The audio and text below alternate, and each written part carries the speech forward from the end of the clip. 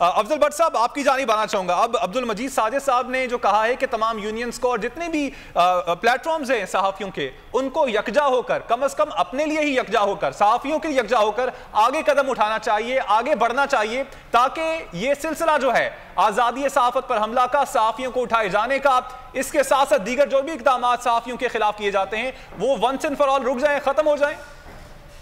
बिल्कुल, मैं अब्दुल मजीद साजिद साहब जो कि लाहौर प्रेस क्लब के ऑनरेबल सेक्रेटरी हैं, उनकी तजवीज़ का खैर मुकदम करता हूँ। और इंशाअल्लाह ताला, क्योंकि अभी आपका बीपर बंद होने के बाद मुझे उम्मीद है कि तमाम जर्नलिस्ट जितने भी रहनुमा हैं वो इस सानहे के बाद जब हमारे साथी को रात के अंधेरे में उठाया गया, वो सब अब उठ चुके होंगे। मैं उनसे रब्ता करूंगा। मुझे उम्मीद है कि कल इंशाअल्लाह ताला फेडरल कैपिटल और रावलपिंडी में नेशनल प्रेस क्लब RLJ और PFJ की जानब से भरपूर एहतजाज भी होगा, आवाज भी उठाई जाएगी और इस गवर्नमेंट को आईना दिखाने की कोशिश करेंगे कि जब आप हमारे साथ पार्लियामेंट के सामने बैठकर तकारीर करते थे, और आपको याद होगा कि जब हम पीका तरमीमी ऑर्डिनेंस के खिलाफ इस्लामाबाद हाई कोर्ट में गए, तो यही इंफॉर्मेशन मिनिस्टर मरियम औरंगजेब है, ये भी एक एप्लीकेशन लेकर इस्लामाबाद हाई कोर्ट में गई थी कि हम इस एक्ट को खत्म करना चाहते हैं।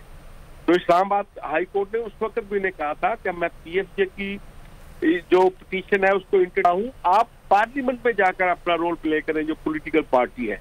तो आज जब ये पॉलिटिकल पार्टी के तौर पर पाकिस्तान में फेडरल गवर्नमेंट इनकी है, तो अब उनके लिए मौका था कि वो ऐसी रोशन मिसाल कायम करते। लेकिन मैं इंतहाई दुख के साथ कहूंगा कि इन 9 माह के दौरान 10 अप्रैल को ये फेडरल गवर्नमेंट बनी थी, उससे लेकर आज 13 जनवरी की रात तक जर्नलिस्टों के खिलाफ इस 9 माह के दौरान जितने इकदाम हुए, जितनी झूठी FIR दर्ज हुई, जिस तरह FIA को और कैमरा को एक टूल के तौर पर यूज किया गया, माजी में इसकी मिसालें बहुत कम मिलती है। इसलिए पता नहीं ये गवर्नमेंट क्या समझती है। यहाँ ऐसे हुक्मरान भी रहे हैं डिक्टेटरशिप जो कहते थे कि हमें ताहयात शायद पाकिस्तान में हुकूमत का लाइसेंस मिल गया है। अगर वो नहीं रहे तो इनका तो पता ही नहीं है कि इनकी हुकूमत जमीन पर है, आसमान पर है या हवा में मोहल्लक है। इसलिए इनको ऐसे इक़दाम से ग्रेज करना चाहिए। FIA को टूल के तौर पर इस्तेमाल करके सहाफियों को हरासा करने से ग्रेज करना चाहिए, सहाफियों की गिरफ्तारी से अवॉइड करना चाहिए। अदरवाइज ये कल हमारे साथ किस मुंह के साथ हमारे पास आएंगे, कल जब ये गवर्नमेंट में नहीं होंगे।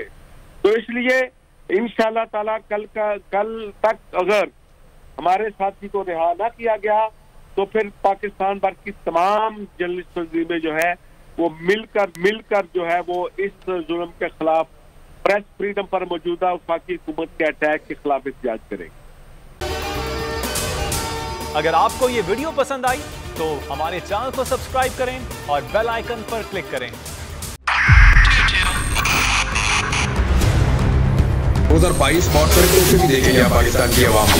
पाकिस्तान की आवाम को एक तोहफा ये दिया कि आवाम को पता चल गया कि पाकिस्तान का मीडिया क्या है। साल 2022 में सबसे ज्यादा देखे जाने वाला चैनल बोल न्यूज रहा नंबर 1। हमने बहुत सारे शोज और ट्रांसमिशंस की, पूरा साल मुसलसल जदोजहद में निकल गया कि ये वोट ऑफ कॉन्फिडेंस के पीछे कौन लोग थे। तोड़े रेटिंग के सभी रिकॉर्ड। सोशल मीडिया पर भी सबसे ज्यादा तेजी से 2.4 बिलियन व्यूज का संगे मील अबूर किया। एंकर्स को भी आवाम में सबसे ज्यादा मकबूलियत मिली और सोशल मीडिया पर भी बोल रहा सब पर भारी। सब्सक्राइब करें और बेल दबाएं ताकि कोई खबर रह न जाए।